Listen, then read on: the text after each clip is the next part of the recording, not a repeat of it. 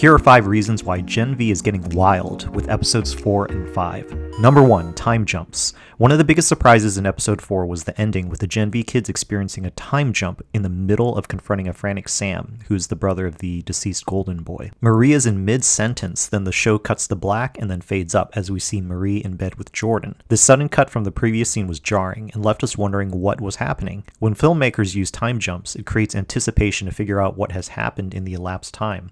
Often time jumps can be risky to use in storytelling because if the payoff isn't strong enough, the time jump will feel like a cheap writing technique. Number 2, Tech Knight. So far, Gen V has focused on establishing its main cast of younger, college-age characters, but Tech Knight hits the scene, making a strong impression as a grown adult character who doubles as an antagonist.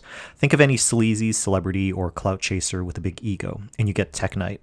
Maybe he's a scathing commentary in today's celebrity-driven news culture, but the filmmakers use him as a strong antagonist to push the main characters into making difficult choices.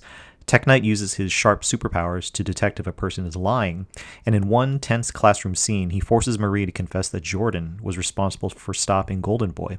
The filmmakers portray Tech Knight as a character that we don't like, but he's an integrated part of the story. The boys' cinematic universe has had many despicable characters, and Tech Knight fits right in. Number 3, Sam's hallucinations. When you want to get weird, go puppet. Especially bloody ones. In a bizarre scene, we find out that Sam envisions a series of puppet characters, possibly representing the voices in his head.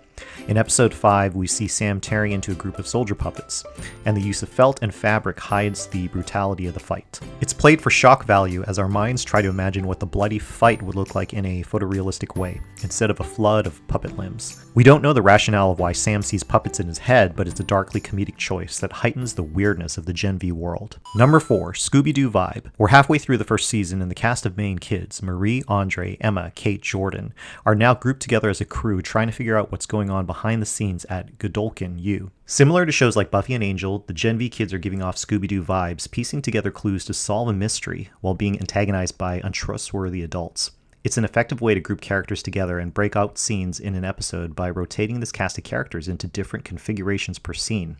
Sometimes one way to start writing scenes is to think about taking 2 or 3 members of your cast, putting them in a scene and seeing what interesting dynamics could come out of that, which hopefully still pushes your story forward. Number 5, Kate. Who thought she would be the villain of episode 6? Or is she? Maybe we don't know enough yet about Kate's motivations for causing the Gen V kids to black out. She was Golden Boy's girlfriend, but after his death, she's now with Andre.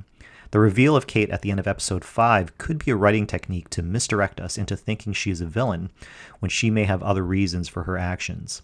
Placing this reveal at the end of the episode seems designed to hook us into watching the next one. Thanks for watching this video, and please let me know if you have any suggestions for other movies and series to analyze.